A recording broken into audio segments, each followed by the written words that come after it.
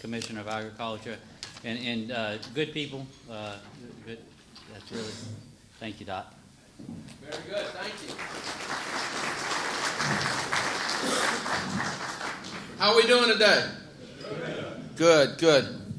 Thank you, Gerard. You know, my grandmother's maiden name was Boujard. They were from St. James Parish, and they married into the Maringet family, which was from Maringet, France.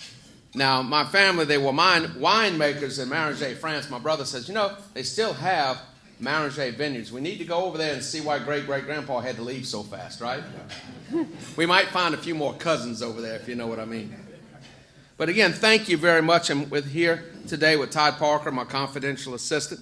And I know we have some old friends of mine. Senator Craig Romero, where are you at? There you go. Thank you very much for being here. And Senator Brett Allen, where are you at, Brett? Good, good.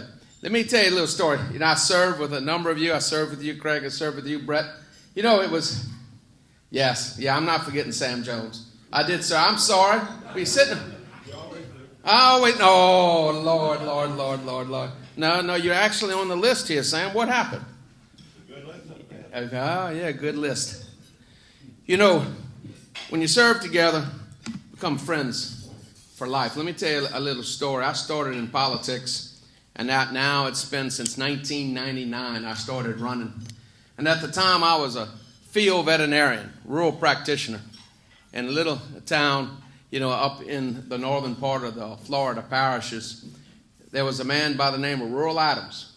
I got to know Mr. Rural very, very, very well. He was a good friend. And they started when I was running for state rep. And at the time, you know, I'm young. I'm 39 years old. I'd never been in politics. You know, I had one suit. Many of y'all have one suit, right? You wear them to everything. You wear them to the funeral. You wear them to the wedding. You wear them to the christening, right? And then when they get too tight, your brother comes by to see if they can fit in them. But again, you know, I won and I served 2 terms in the House of Representatives, and that was a tremendous experience. And then I got ready to run statewide. And there was Rural Adams' daughter by the name of Kim Allen. And she told her husband, Brett, about this kind of bald-headed fellow that was running for Commissioner of Agriculture. And I can tell you the time when nobody else, in the beginning, they were the first family to stand up with me. And we had a function. When I was at your house, they had a couchon de lait, right, for Robert, a beautiful couchon de lait. I remember standing right there now 16 years ago when I ran, you held a fundraiser for me. But, you know, wouldn't Rural be proud, right? Robert, you think about, you know, your grandpa, how proud he is of you today. But that's what politics is. It's all of us working together. It's so good to see all of you here today because, again, there's strength in numbers. And we got to remain strong. And especially, you know, if you're in any kind of business, right? You know, my dad used to tell me, he said, boy, if you're going to be in business, you better be in politics. You better be involved is what he meant. Because if not, then what will happen is that, you know, people have a different point of view, will start influencing things, and then you won't be in business. So it's good to be here, again, in St. Mary Parish. And this is a big agricultural parish. If you look at total plant enterprises, it's almost $50 million, and I think it's going to be more than that this year. And predominantly, it's going to be in sugarcane. Sugarcane's doing pretty well. 40.4 cents today, right? If you look at sugar, I think we're going to see sugar hit that 1.4, maybe 1.5 billion dollars in Louisiana. We're the number 1 producer of sugar in the United States. Number 1 producer of sugar. Florida has more acres, but we have more sugar. If you look also the seafood industry here is quite large. Predominantly, again, if you look at that, it's going to be in the shrimping industry. Also cattle and calves. But the bottom line here, over $58 million, should push 60 to 75 million. That's big money in a single parish. You multiply that by 5. That means it's over $250 million of impact. Everything that we do, and I'm glad to see we have some people in local governance here too, right? Agriculture will never die. Will never die from a single piece of legislation. Never. But it can be destroyed by 1,000 nicks. Think about that. That's what we fight each and every day. And I can tell you, I get calls in the middle of the night. Some people don't sleep. Mr. Romero, Mr. Allen, Mr. Jones. They wake me up 1 o'clock in the morning and say, did you read this? I said, I will tomorrow. But again, it's the nuances and those small things that add up to hurt our industries. I want you to think about where we're at. And for those of you who were in Shreveport a couple of days ago, you may have heard some of this. But never before in the history of man have so many people now become dependent on so few.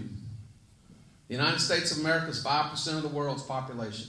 The farmer is 1 to 1.5% of that. And we're the largest exporter of food in the world. 20% of all the grain exported to the world comes from the United States.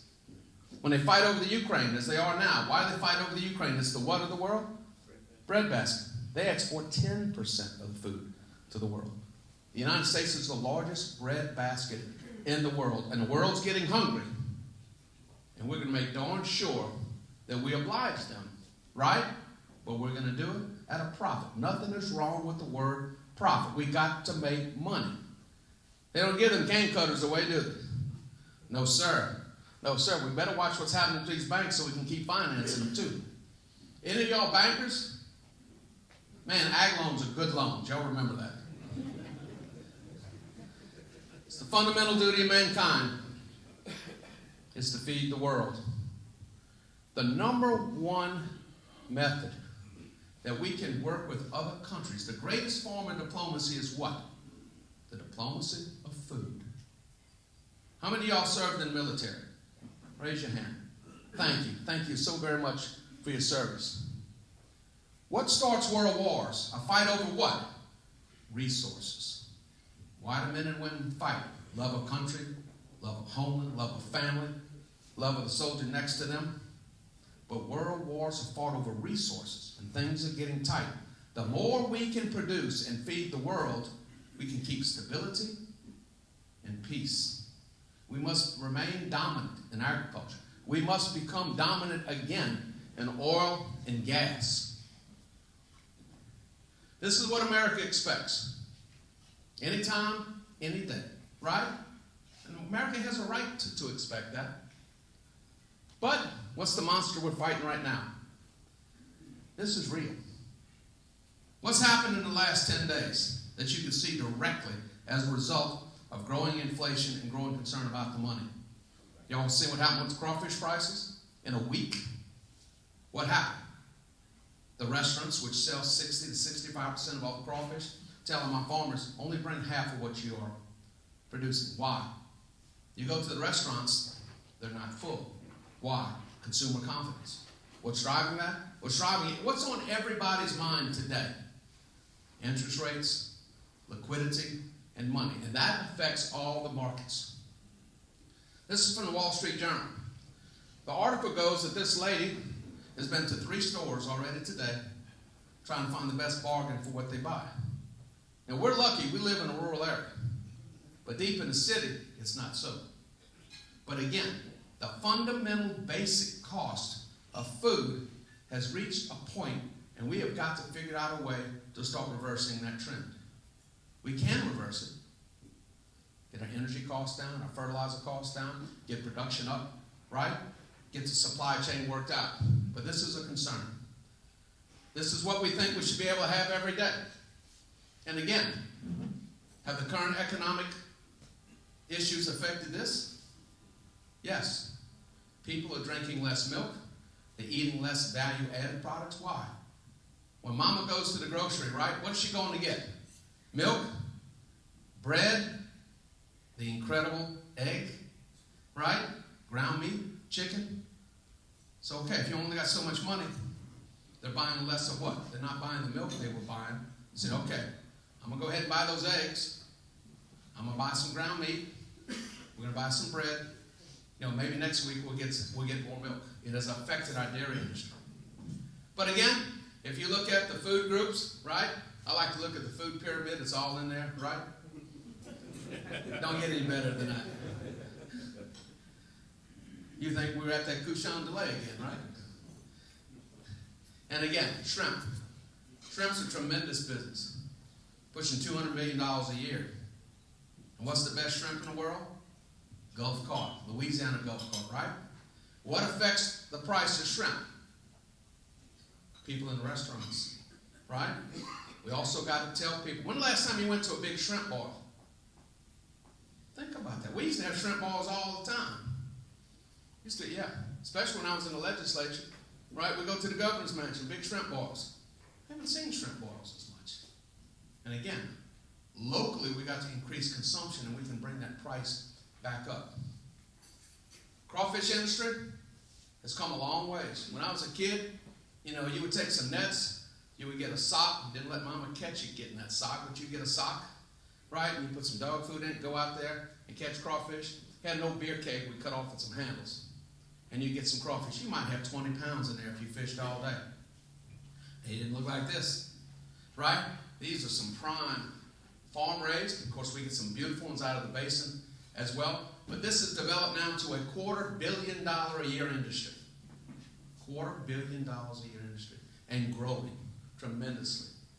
How we say we eat all we can and we let the Texicans buy the rest, right? But again, this is what we expect. For many, this has become unaffordable. You think about that. How many of y'all went to the store and looked at those prime T-bones and prime ribeyes and prime, right? Is the farmer getting this money? No. No, but we're working on that. But again, can those prices go down in the next 90 days? How long does it take to get that from the time that cow is bred to the time you get that steak? That's a 2-year process, right? Cattle's a 5-year cycle.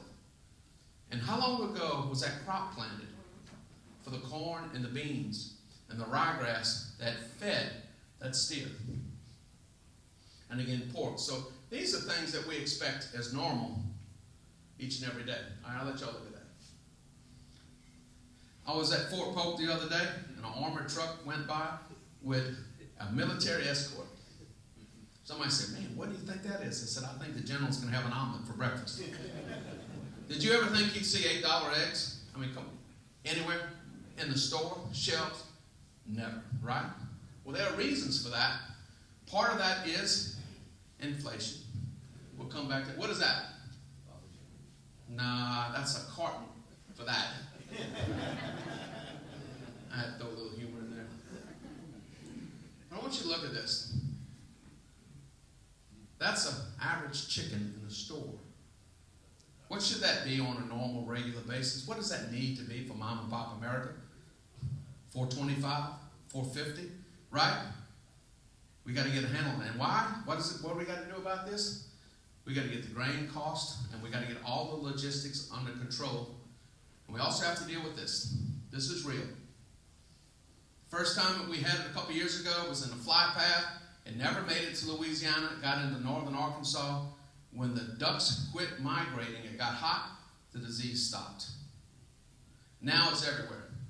Those ducks came all the way down, and it is all around us. But this time, we lost 58 million chickens. So somebody said, how long does it take to get those eggs? I said, you got to understand. We lost the hens that lay the eggs. We lost the hens that have the fertilized eggs where we can raise the hens to lay the eggs. It's generational. It takes time for that to happen. Now, one of the problems is we don't vaccinate our chickens. You vaccinate your cows. You vaccinate your dog. Hell, I've been vaccinated many times. But we don't vaccinate our chickens.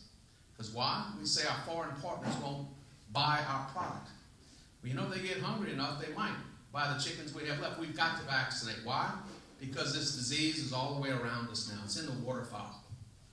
So if you have birds, if you have chickens, and you go duck hunting, don't go back to the chicken coop. Change your boots, change your clothes, whatever you do. Whatever. You got a friend that's got a chicken farm, you've been out duck hunting, don't take your truck and drive there, right? Because again, this is everywhere. And right now we're dealing with it by isolating and keeping the disease away from our poultry. So it's here. We got to live with it. Now we got to vaccinate it. We're going to get inflation under control. What do we got to do? What does America run on? What does agriculture run on? It runs on what? Diesel.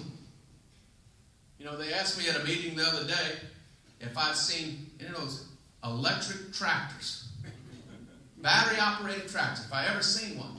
And I had to tell them the truth. The answer is yes.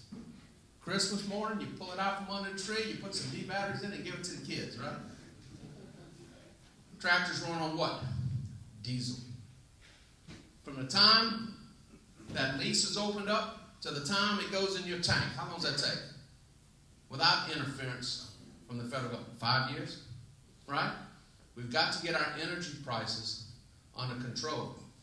When you got gas at $3.29 and diesel at $4.29, right?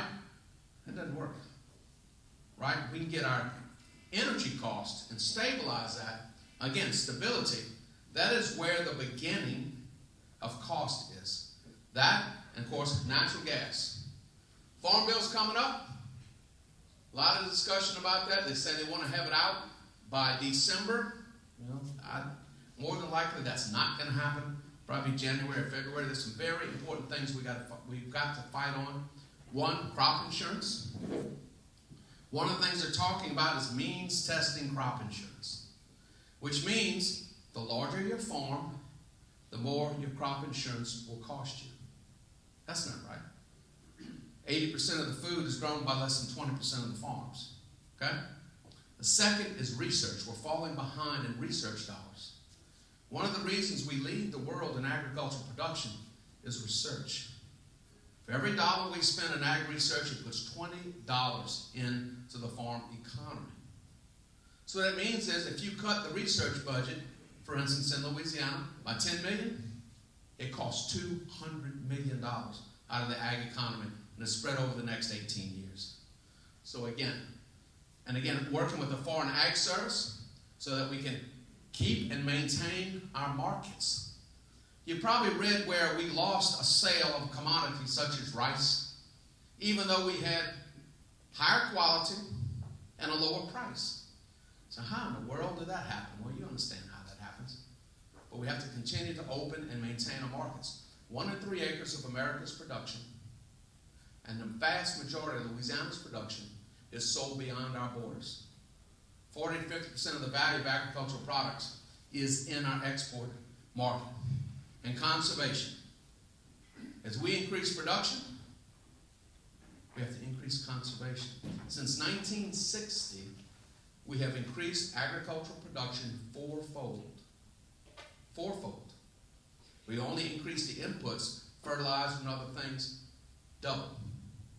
But we've also cut runoff and emissions by 60%. And again, so we're going to have a lot of work to do in Washington, and we'll be traveling. The green areas are the breadbaskets of the world. Industrial scale agriculture. I believe in industrial agriculture. I also believe in small scale, organic, hydroponic, however you want to do it. But to feed the world, we must have large scale, industrial scale agriculture.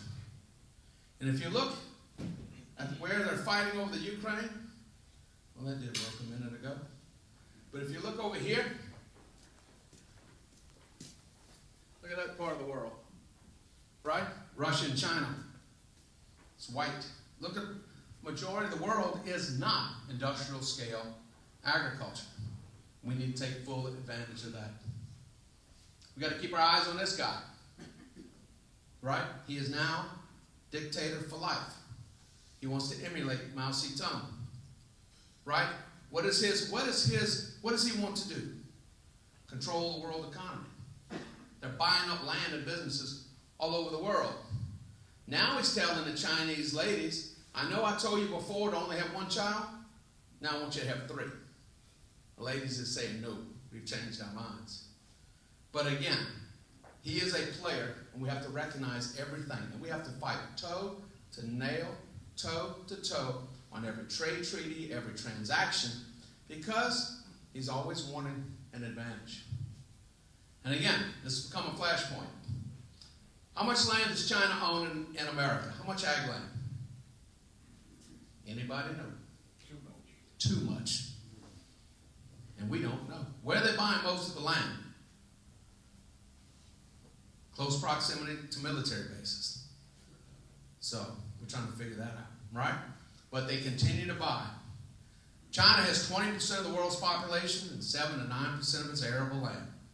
That's why they're buying farmland all around the world.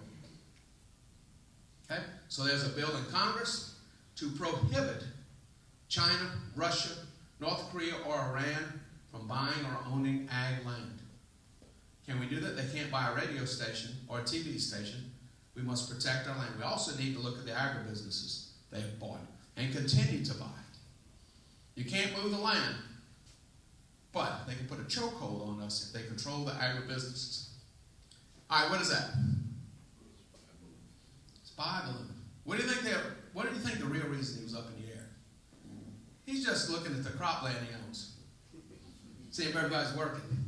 They were all over the world. It wasn't just here in the United States. They were flying them over South America and elsewhere, gathering data. So look at farmland.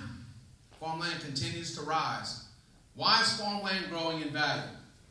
What's one thing about farmland? They're not what? Making any more of it. One thing I've seen, I've looked at in the last month if I've been traveling, you see a lot of tractors out there, you see a lot of bulldozers, you see a lot of people, you're just clearing up and putting every inch of every acre of good land back into production. Why? Because it's extraordinarily valuable. Look at Iowa, up 21%. Who's the largest landowner in Louisiana? Bill Gates. Who's the largest landowner in America? Bill Gates. Why is Bill Gates buying land? Where else can you get a 12% return on investment? And so again, land is precious. Land is precious. What's the most fertile soil in the world? It's all around you. When you see sugar cane, it's often the most fertile soil in the world, the alluvial soil. It is worth protecting every inch of every acre. And again, they continue to fight in Ukraine. How come the Russians haven't brought the Ukrainians, starved them out? They put landmines in their wheat fields, they block their ships. 50% of the Ukrainians grow a big garden, feed themselves and their family, and the rest goes to a local farmer's market. They have a local food system as well. That's not the case here in America. So if you look at this, is as of this morning, the Dow went down again because they're considering what's going to happen if the prime rate gets to 8.2, 8.5. The Fed raises another half a point, brings it up to about 5 plus. Getting corn in the ground, we're going to have a record acres of corn in America, probably around 92 to 98 million. Wheat acres, wheat is fairly stable, but again, I think depending what happens in the Ukraine is the largest exporter of wheat in the world. It's only going to put out about 50% of its crop. Soybeans at 15.11, I think you're going to see that moving forward because, number one, so many versatile uses of soybeans. Tremendous animal feed, but also for chemicals and fuel. Chemicals and fuel. They're building large crushing plants up and down the river. Cotton, 80 cents. And I think you can see that probably the average is going to be about 82 to 83. It's going to be less cotton acres in America, less cotton acres in the world. Why? Can't eat it. Takes a lot to grow it. 2 reasons. Sugar, 40 cents. Brett, where do you think sugar is going to go? Do you think we're going to see 42, 43 cents? I don't know. Don't know. We're okay at 40 though, aren't we? Yeah, we're okay. That's what I thought. But again, sugar is good, and again, because we have a good program in the USDA. Only once in my entire career have we had to fall back on the USDA guarantee program, and that's when Mexico was refining sugar to where it was almost white and selling it as raw sugar. We were able to prove that and stop that. Then Mexico would buy sugar from Guatemala to replace their refined sugar they were selling on our market as raw sugar. Rice at 16.46. I think you're going to see rice prices when they move. They're going to move more towards 23. It's the #1 consumed starch in the world. Ethanol 2.16. Oil. I think oil's going to stay in the trading range between 80 and probably 90 the next 6 months. I think if the economy straightens out, and we get these interest rates down, they get inflation down, I think you can see oil head back towards $100 to $105, maybe $110 a barrel. Feeder cattle, they've moved up a little bit, but the reason you see cattle prices at this level, but you see steaks at the level they are, two reasons. One, in the last 2 years, we've decreased production by almost 6%. The other reason is 4 companies control 85% of the beef market. 4 companies, of which 2 are American-owned. We wonder about the other 2. And lumber at $360 a thousand, the main thing that controls lumber prices is interest rates. So again, we're still talking about raising interest rates, and that's what it's putting shocks through all the markets, and we're going to have to deal with that as we move forward. And of course, the prime rate is moving up. We're probably going to see it hit 5+, and you can see prime interest if you go to get a loan for a home, probably above 8. And if you look at why is it shocking us a little bit, look at where it was in 20, where it is today. What does that mean for the average homeowner? Right? What does that mean for the average homeowner? It means $400 to $500 a month. That's what it means. And where are they going to take that money from? They still got to buy shoes for the kids. They still got to pay for school. Insurance costs are going up. So what is left? Leisure and food budget. So again, if you look at inflation rates, and this is another thing, we're not used to these inflation rates. We're really not. And that's why it's hard now for us to figure everything out, try to get some stability. And of course, everything is based on world economics. You know, we watch what's happening in Brazil every day, right? Looking at their soybean crop, their corn crop, their sugar crop, moving that out because that has an immediate effect on our markets. So trade, one of the things we've seen is that for 50 years, we had a positive balance of trade. We're probably going to hit closer to, I would think now, where if you put that line out further, 195 billion, but for the first time, we're importing more than we're exporting, even though we're exporting record numbers. Why is that? That's why. Trade dollars. That was down to 99 cents. This is as of this morning. It's $1.07. We like it at $1.15. When it got down to 99 cents, we lost our European markets for a number of commodities. First thing hit was sweet potatoes. They were buying from South Africa. These numbers really mean something. And who is the worst at manipulating the dollar numbers? Xi Jinping, right? China, that's one of our big fights, manipulation of currency. And again, the pound sterling, it's moving back up, but it got down to 99 cents right when Queen Elizabeth died. We're starting to move product, but that's why we are importing more and exporting less. The stronger the dollar, the more expensive it is on a foreign market for us to sell our commodities. The cheaper it is to import, so it's based on the consumer. So rice, we talked a few minutes ago about why rice prices are going to go up. World production, 515 million metric tons. Consumption, 518. This has nothing to do with the Ukraine. It's not an aberration. Ending stocks, 4.28 months. 2-3 years ago, that was 11 months. What's the price of rice going to be when that hits 1 month? Or goes negative? Right? That's what's driving the markets. Look at wheat. Look how close those numbers are. Oil seeds. Look at sugar. That's world supply and demand. Meats, poultry, cotton. The numbers are there. That is the great agricultural Rubicon. And as population continues to increase, then we have to increase our productivity. This is where we are falling short. We need to increase our productivity on that green line about 1.77% a year. Over the past 20 years, we've been fairly close. The first 10 of the last 20, we were just under 2%. But the last 10 of this 20 years, we've been at 1.2%. We are falling short. What happened in the first 10? Well, in third world countries, they put every acre they could in production. But now, we've got to innovate. Science, innovation, technology. We have to raise more food between now and 2050 than we have since the dawn of time to increase what's called total factor productivity, which is output versus input. We have to increase that with science, technology, and innovation. So think about this.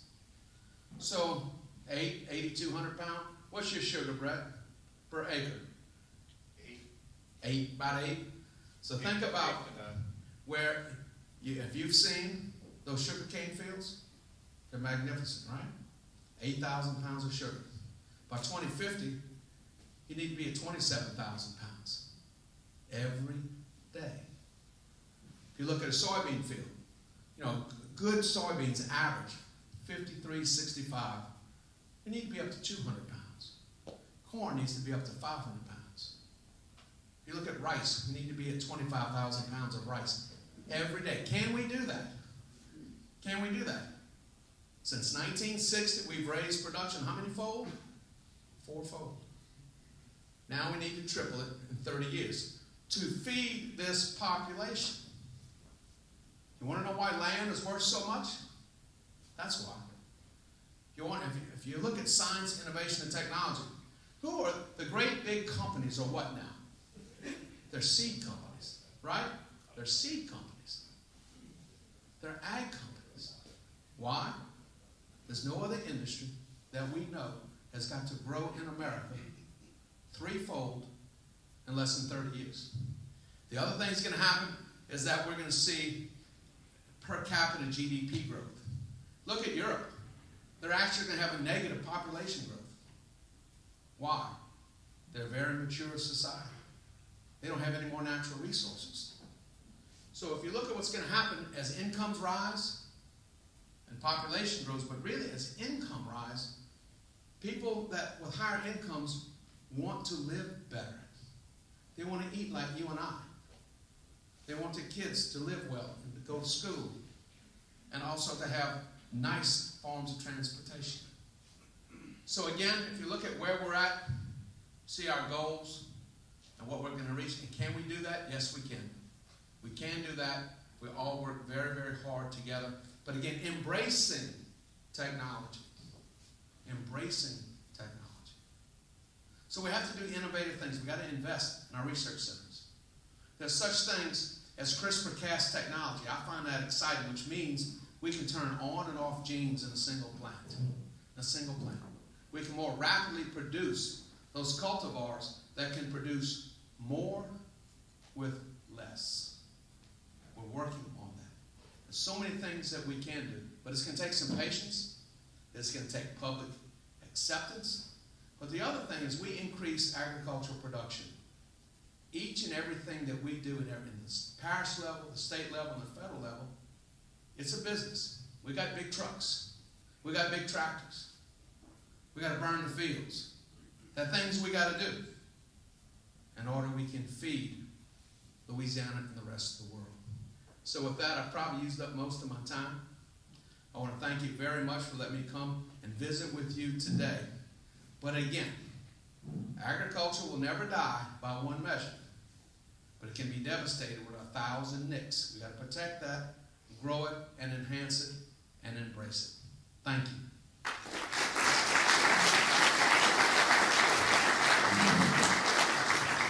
Questions? Man, I'm getting off lucky. Right? Yes, sir. This increase in productivity, how much of that do you think will come for additional farmland? How much of it? That's a very good question. Very little will come from additional farmland because we've already done that. You know, worldwide there might be 10 or 12% more arable land left that we are not farming. We're also using about 70% of the world's fresh water, and most of that is in agriculture. And so what happened is that in third world countries, they've added every inch of every acre. Now, when you look at America, we got a lot of land out there. But a lot of that land you have in trees, the reason it's in trees is because it's not good farmland.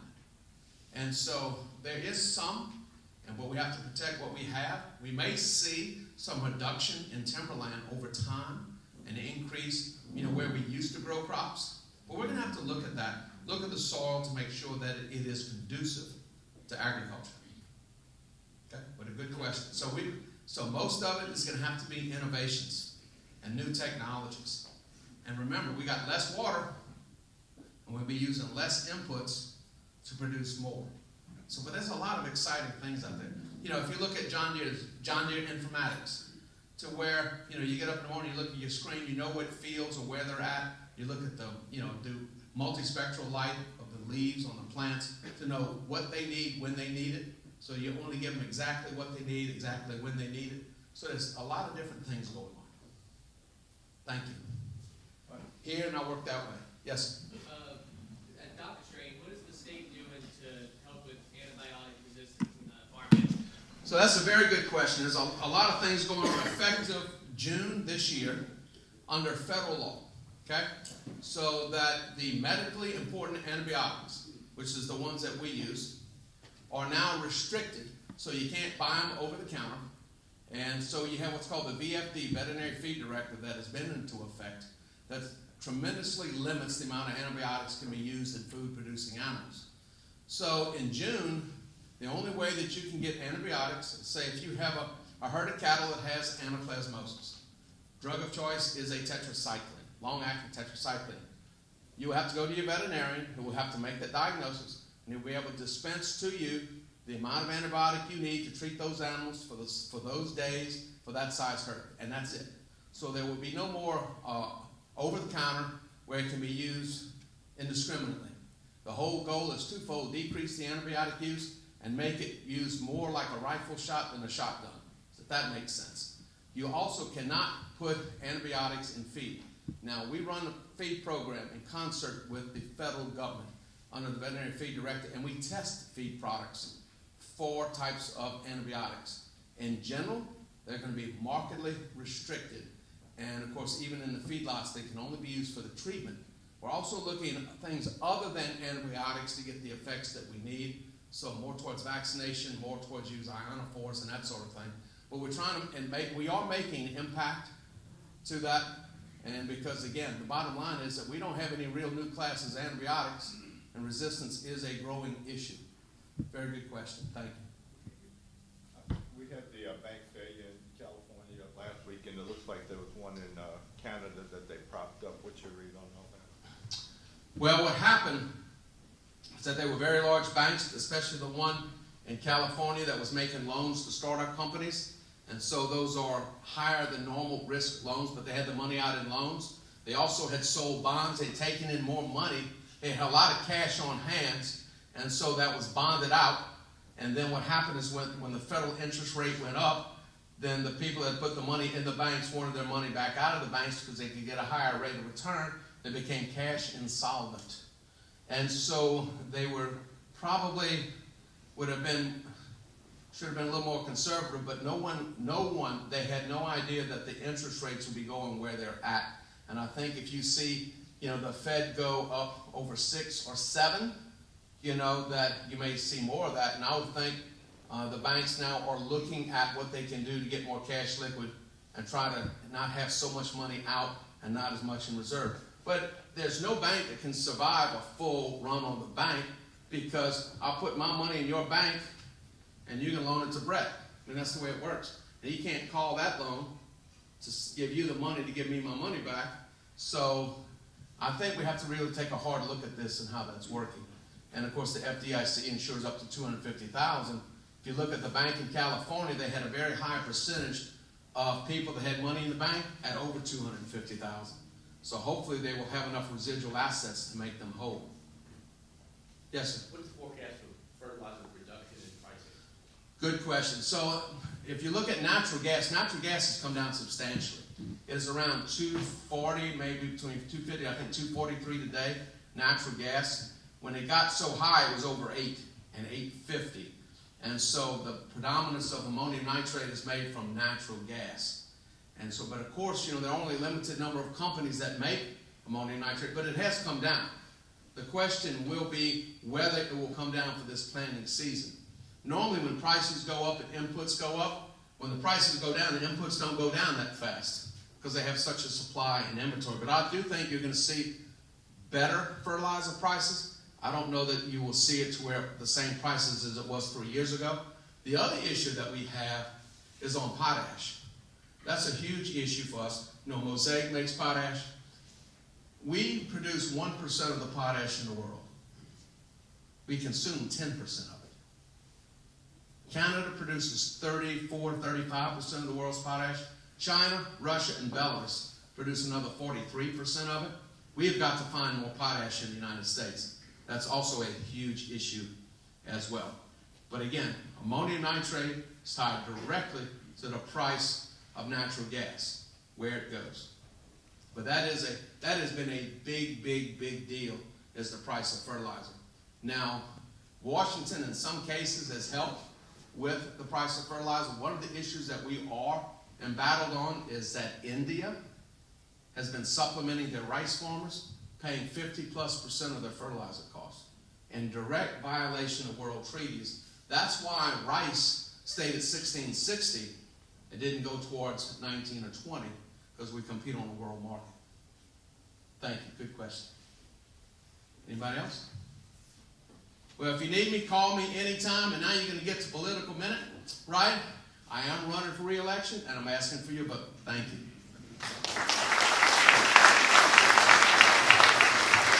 Thank you, Commissioner Strain. Thank you very much for a very informative speech. If I may, I want to thank you all very much for coming. Thank you for the membership. This is a great turnout. Thank you very much. And I also want to thank, we got several people from the west end of the parish here. And I don't know, have them all by name, but thank you all for coming. You know, we got fabrication in this parish. We got agriculture on the west end in the central part. We got one of the most important waterways in the United States of America running through St. Mary Parish, along with the Atchafalaya River. We got a maritime business. Man, we got a lot of things we can do here. Thank you for, and if we work together, that's one of the important things. If we work together, and if we get into surrounding areas, even with Mr. Romero over there, we can all work together, and it's important that we do so. Thank you again. Thank you all very much for coming. Our next luncheon will be Monday, April 13th. Our guest speaker will be Mr. Tim Mott, one of our local people, Executive Director of the St. Mary Parish Levy Board, and Mr. Mott was also a former mayor of the Morgan City. Thank you. And that's it.